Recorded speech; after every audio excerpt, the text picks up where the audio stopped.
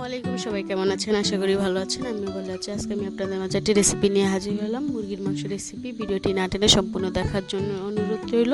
তো চলুন ভিডিওটি শুরু করা যাক। এখানে আমি 2 কেজি মতো মুরগির মাংস নিয়েছি। মুরগির মাংসগুলো ভালো মতো ধুয়ে পানি ঝরিয়ে নিয়েছি।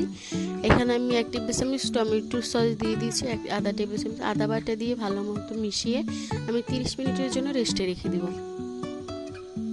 ফিরে এলাম 30 মিনিট পরে। এখানে আমি চুলায় পুরনো দেখে একটা কড়াই বসিয়ে দিয়েছি। এখানে আমি পুরো 1 কাপের মতো তেল নিয়েছি।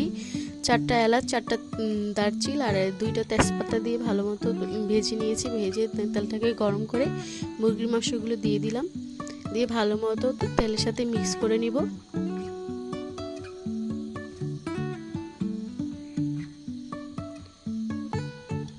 একটু পর পর লাড়তে হবে, যে পর্যন্ত মুরগির মাংস থেকে পানি বের না হবে ওই পর্যন্ত কিছু দেওয়া যাবে না।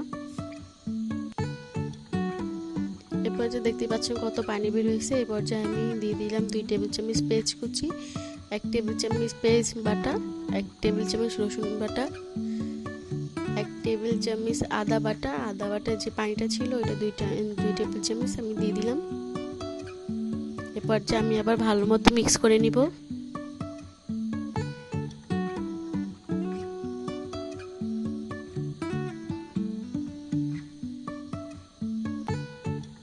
মিশানো শেষ হয়ে গেলে এরপর যে এখানে আমি 2 টেবিল চামচ মরিচ গুঁড়ো দিয়ে দিব, 1 টেবিল চামচ হলুদ গুঁড়ো দিয়ে আমি ভালো মতো মিশিয়ে নিব।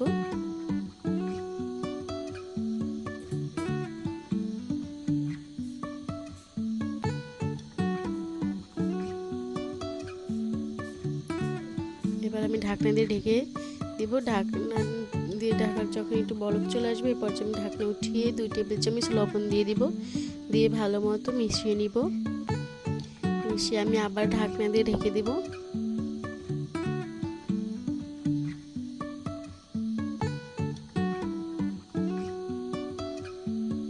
এবার ঢাকনা উঠিয়ে আমি একটু মিশিয়ে নেওয়ার পর পরিমাণ মতো আমি পানি দিয়ে নিব।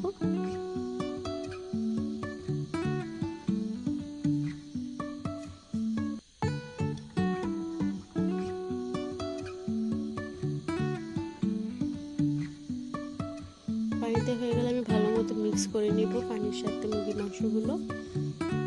এরপর আমি আবার ঢাকনা দিয়ে ঢেকে দেব। এবার ঢাকনা উঠিয়ে আমি পরিমাণ মতো ভাজা জিরে 1 টেবিল চামচ দিয়ে দিব। দেখতেই পাচ্ছেন কতটা সুন্দর কালার হয়েছে।